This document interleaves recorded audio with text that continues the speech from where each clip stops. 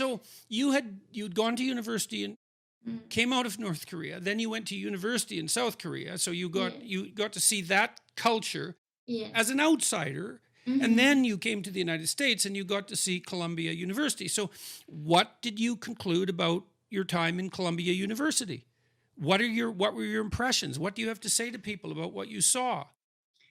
It was a complete madness. I I became very pessimistic about the Western world after university because like so literally in these humanity classes, even the economics, I was studying economics for 2 years and later human rights. The professor would send me the emails. Oh, this class we're gonna cover this. If it triggers you, you don't have to come to the class or don't even do the reading. I'm a rape survivor. I'm a slave.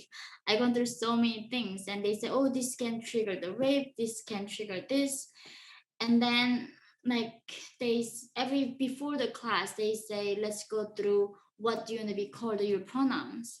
And my English is not that good. I sometimes mistakenly call him or she and then they start asking me to say they, and then I don't know how to incorporate in my English that pronoun properly.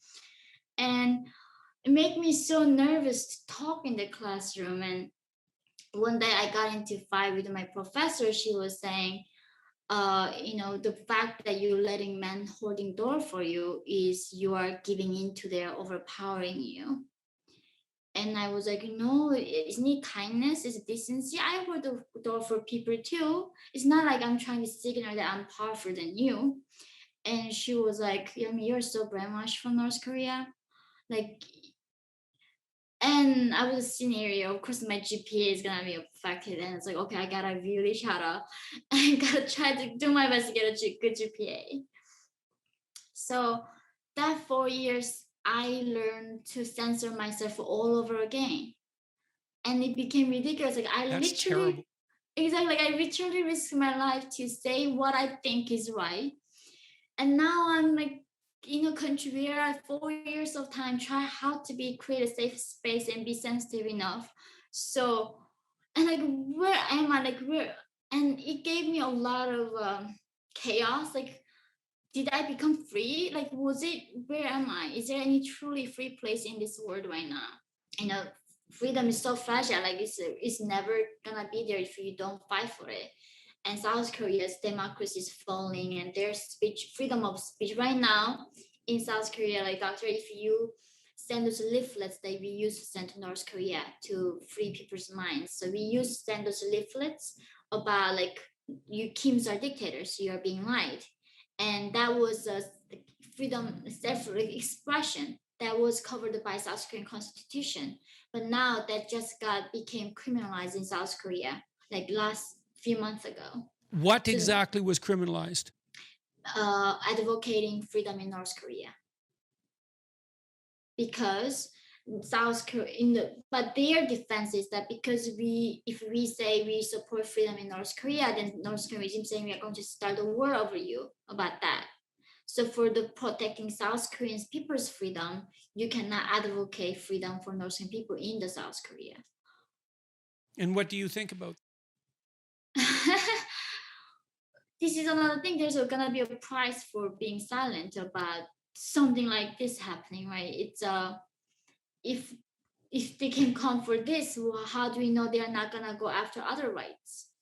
That's how all this cycle begins. So it is definitely dangerous what they're taking to keep saying in the name of protection, in the name of this, we are gonna silence you, we're gonna silence this.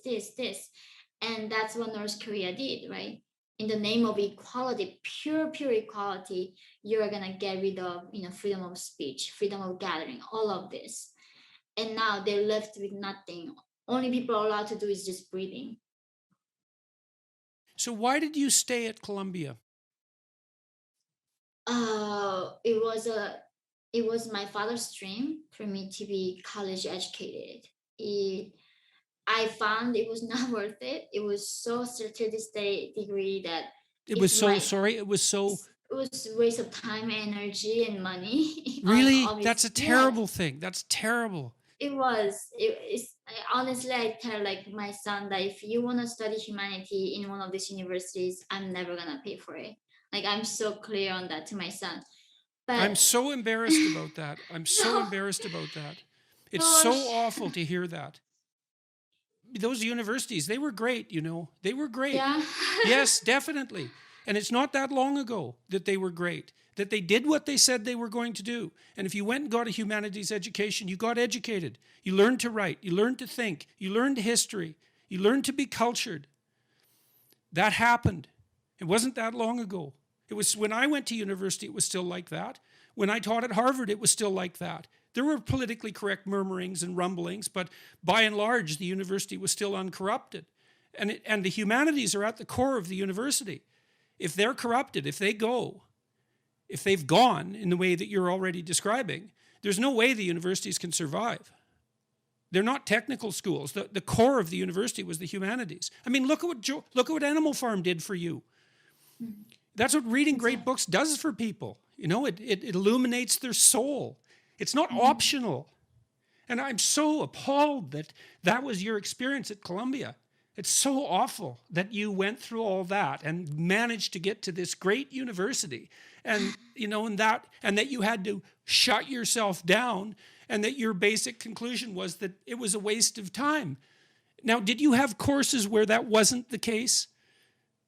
Did you have courses that were worth it? I mean, so one class I remember in my senior year, it was called the Western Civilization, the music art. One of the core that Columbia had is the Western art and the Has music. still, not Right. for long. But then I was excited to learn about, but I thought at the end of the day, this is still the West. America is in the West, right? It would be funny if you want to study Eastern music at the end of in the core. And the professor's like, who has a problem with calling the Western civilization like art? And then every single one of them all lifting their hands because they were saying there were so many artists were greater than Beethoven and Mozart. We silenced them, erased them all. And that's why we have to now end up studying these like bigots, who are racist. And I'm like, and then they were like looking at me, why are you not putting your hands up? Somebody who doesn't have the problem with talking about Western civilization. So that's just like, I was like, do I even have to do this to graduate? And that was of course necessary to do that course to graduate. So every class had an element of being a politically correct and shaping you how you think. And I learned how to censor myself so well after Columbia. And then I was freaked out one day. It's like, what am I doing? This is not what I escaped, It just and I'm so ashamed of that. That's so awful. I can't believe it.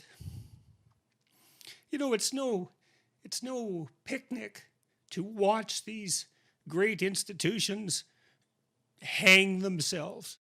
yeah.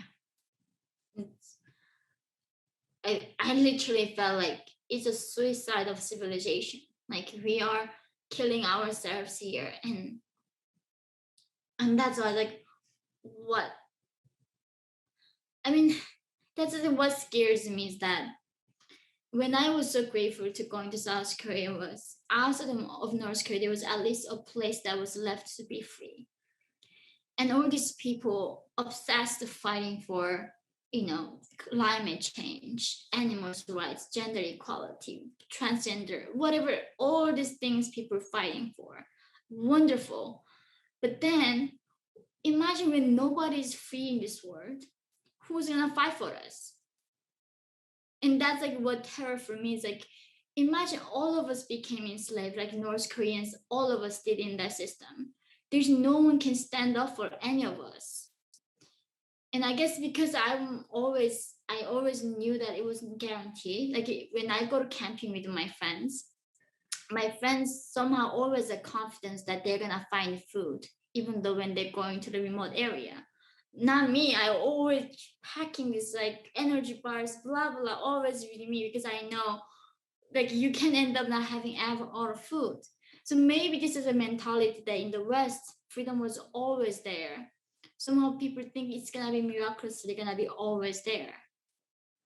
And for me, it's like, no, it can be not there That's, at all. that's why we were supposed to be educating young people. We were supposed to be teaching them that no, it's not always there. It's fragile, and you better take care of it, because the default condition is authoritarian starvation. And if that isn't happening, it's a bloody miracle. Yeah, that is. And that's where I am at right now with North Korea. While of course I'm fighting for my people's freedom, but there's so much interest in, like, even Hollywood, they do not want to stand up anything behind the thing is challenging Chinese Communist Party. No mainstream, no Hollywood stars, nobody in America want to be behind the movement that challenges Chinese Communist Party. Well, And I've seen that's- this over and over in the universities too. It was often the case that it was my psychology classes where the students learned about what happened in Stalinist Soviet Union and Maoist China. They hadn't been taught at all. They hadn't been taught that tens of millions of people died in China. They hadn't been taught about what happened in North Korea. They hadn't been taught about what happened in Russia. It was like that never existed, even though the Cold War was all about that. And it's appalling. And I think you see exactly the same thing. Well, you're pointing out exactly the same thing. How blind can we possibly be? I know, it's like the people say like, oh, Hitler killed so many people, but do you know actually Mao killed the most human beings on earth? He killed like 50 to 60 million people. The Chinese communism killed more people than anybody ever did in our human history. Yes, and the people Chinese still- Communist Party still controls China. And the only reason people aren't starving to death there now is because they adopted, because they had no choice, essentially, because people did start to rebel to some degree. They introduced free market transformations. It's the only reason that China has emerged as powerful economically as it is.